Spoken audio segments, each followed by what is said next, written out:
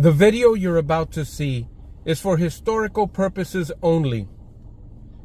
It is an almost daily snippet of 1010 Wins broadcast in New York City and the New York City metropolitan area. On my morning commute, I listened to this news broadcast and decided to share a snippet of the news for historical purposes. The mission is to record history. WINS-FM in HD1 New York. Always live on the free Odyssey app. 61 degrees, lightly raining, going up to only 66 today. More people get their news from 1010 Wins than from any other radio station in the nation. Angela Laurie is our service aide. Justin Traeger is the editor. I'm Susan Richard. All news, all the time.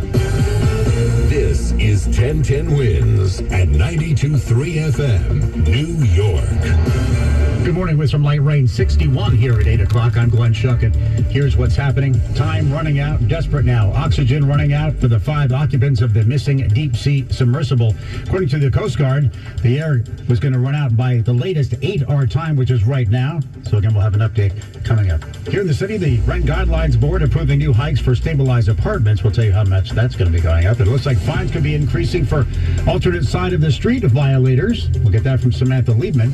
2 people injured in a fire, in a Brooklyn fire last night, again linked to a lithium-ion battery yet again. A Moscow court has rejected Wall Street Journal reporter Evan Gershovich's appeal of his extended detention on spying charges. We'll have the update on that as well. In sports, the Yankees got a win at the stadium over the Mariners. The Mets lost in Houston. Congrats to Henrik Lundqvist, the former Ranger goalie, elected to the NHL Hall of Fame. In AccuWeather, certainly not summer-like. Breezy, cool today, periods of rain, the high just 66. What's news time? 8:01. It's traffic and transit time, always on the ones. Karen Stewart. All right, Glenn, we're starting with Long Island, taking a look at what we see on Long Island's Big Three. The westbound LIE is delayed between exit 40 and 39 with moderately heavy traffic. We've got northbound Meadowbrook Parkway delays from Stewart Avenue, getting up into exit 31 on the Northern State Parkway with volume. And we've got westbound Southern State traffic into exit 20 from back at 22 for the Meadowbrook Parkway. The Cross Island Parkway is really busy between Hempstead Turnpike and the Southern State, in not only the northbound direction, but in the southbound direction as well. We've got a jam here on the northbound Van Wyck into Atlantic Avenue from back of the Busy Bell Parkway with heavy delays from the airport out into Cross Bay Boulevard. We've got a little bit of westbound traffic too heading out into Flatbush Avenue and into Sheepshead Bay. Now, if you're heading over to the Hudson River, here's what you need to know about the bridges and tunnels. 60 minutes, 1 hour in at the George for both levels. 45 at the Lincoln, 45 minutes at the Holland Tunnel. And with mass transit, we've got Manhattan bound 1, both directions of the N, W, and R trains, all running with delays. We're sponsored by Stu Leonard's Farm Fresh Foods. This week at Stu's, direct from their Midwest ranchers, ground beef chuck, fresh ground daily, just $2.99 a pound when you use the Stu Leonard's app. Total savings $1 a pound. Plus juicy fresh strawberries, a 2-pound package, only $5.99. Save $1. Our next report is 8:11. I'm Karen Stewart, 1010 Wins on 92.3 FM. Wednesday news time, 8:02. Time and oxygen running out here. Desperate situation for the 5 occupants of the missing deep-sea submersible. According to the Coast Guard, the breathable air expected to run out at this hour.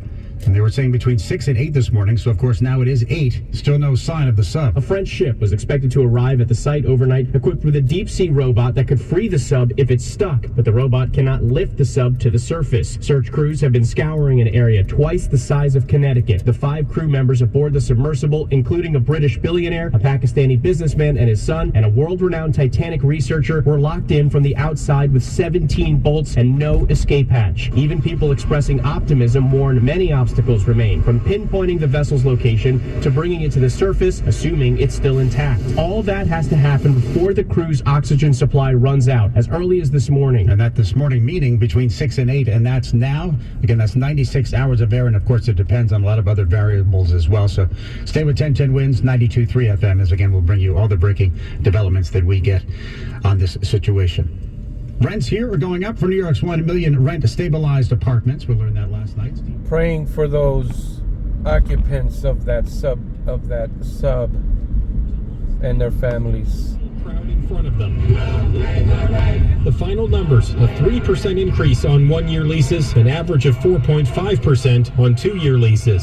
A downsole trend represents tenants on the board. We are going to further increase rents on working class, predominantly black and brown New Yorkers after the worst pandemic in 100 years. When the data is abundantly clear that we can't absorb higher rents. But owner member Robert Ehrlich says these jumps still won't keep up with landlords' increased costs. We can only come to one conclusion. We are signing off on the further deterioration of the main source of affordable housing in New York City. Mayor Adams, in a statement, is commending the board for, quote, finding the right balance. Steve Burns, 1010 Wins on 92.3 FM on the Upper East Side. It's news time 8:04. Looks like steeper fines could be on the way for alternate side of the street parking violators. Councilmember Lincoln Ressler says the current fine of $65 is a bargain compared to paying to garage a car in the city, and some drivers willing to pay it consistently at the expense of quality of life. Last year, there were over 12,000 complaints by New Yorkers filed with 311 for dirty streets, for inadequate street sweeping. He's introducing a bill today to up the fines on second and third tickets to $100. The fourth ticket would mean a tow, which, as anyone whose car has been towed knows, is a pain. He says it's not meant to hurt those who can't afford it, but rather target repeat offenders. We're eager to propose this in an equitable, thoughtful way that doesn't cause undue harm. We're waiting for word from the mayor and DOT on whether they support the measure. Samantha Leapman, 1010 Wins on 92.3 FM on the Upper West Side. It's news time 8:05. Light rain out there now, 61. Occasional rain and drizzle today. AccuWeather says we're going to top out only at 66. Normal high is probably about 15 degrees above that as we approach, of course, almost July. It's news time 8:06. A fatal stabbing inside Washington Square Park. This happened yesterday afternoon about 4:30. And police are saying a man in his 30s was stabbed once in the chest. He later died at the hospital. Two suspects involved seen running on Waverly Place towards 6th, according to witnesses. Believe these two men are homeless who live in the park and could be brothers. Now, according to the Daily News, there was some kind of ongoing dispute with the homeless man and this man who was stabbed. The exact cause of that dispute, again, is unknown, but we're waiting for the identification of the man who was killed. But again, those suspects are still out there. Another fire involving e-bikes and the ion lithium batteries. The FDNY is saying two people were hurt in this fire in Bensonhurst last night about 8 o'clock. The apartment building at 68th near 20th Avenue. An e-scooter briefly catching fire inside the building. And according to the landlord, it shouldn't have been inside that building in the first place. Again, they got the fire out pretty quickly, the FDNY did, but two injured, suffering some minor burns and smoke inhalation, did still have to go to the hospital to get some treatment. It's news time 8:07. So who posted Congressman George Santos's bond after he was arrested on federal fraud charges? It looks like we're going to find out in a few hours. The mystery will soon likely be over, as after noon today, the names of the people who secured the $500,000 bond that helped Congressman George Santos remain out of jail as his federal criminal case progresses in the court system will be released. This is unless Santos fights the judge's order and instead decides to go to jail. Santos told reporters, "There's not much that can be done at this point. The judge made her decision and I respect her decision." The attorney for Santos has been fighting the release of the names, claiming they are family members and could be threatened because the case is so public. Santos is accused of stealing COVID-related unemployment funds and using donor money to pay personal bills and purchase designer suits. Sophia Hall, 1010 Wins on 92.3 FM on Long Island. Light rain 61 on our way to 66.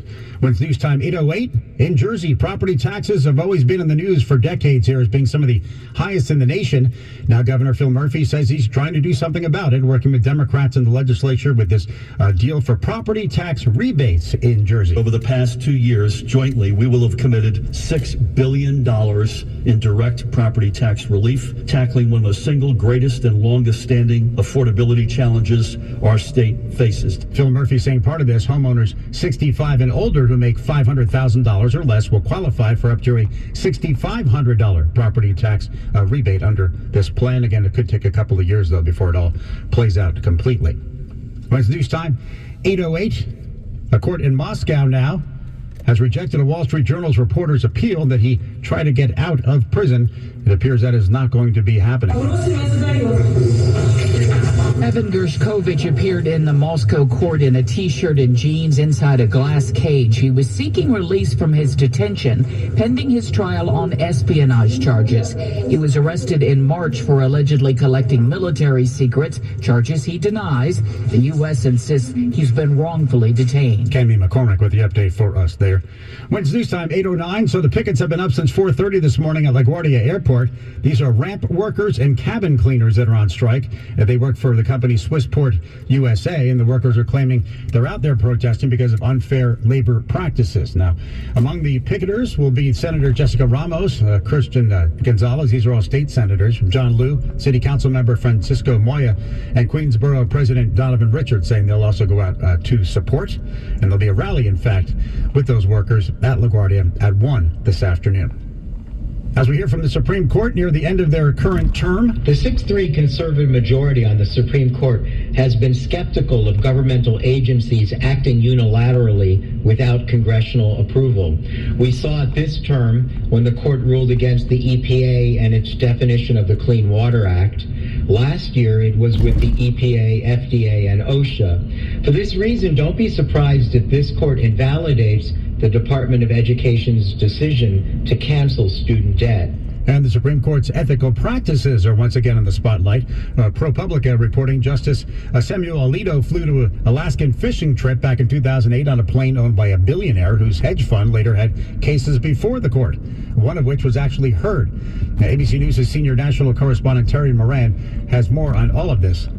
In an unusual move, Justice Alito blasted the ProPublica report before it was published in a Wall Street Journal op-ed, saying that he did not know that Singer had an interest in any case before the court and that Singer's name did not appear in court documents. Alito explaining that on that private jet flight, he was in what would otherwise have been an unoccupied seat. ProPublica's report on Justice Alito's travels followed the news outlets reporting on gifts and free travel accepted by Justice Clarence Thomas, who was denied any wrongdoing. Wednesday news time, 8:11. It's traffic and transit. Let's get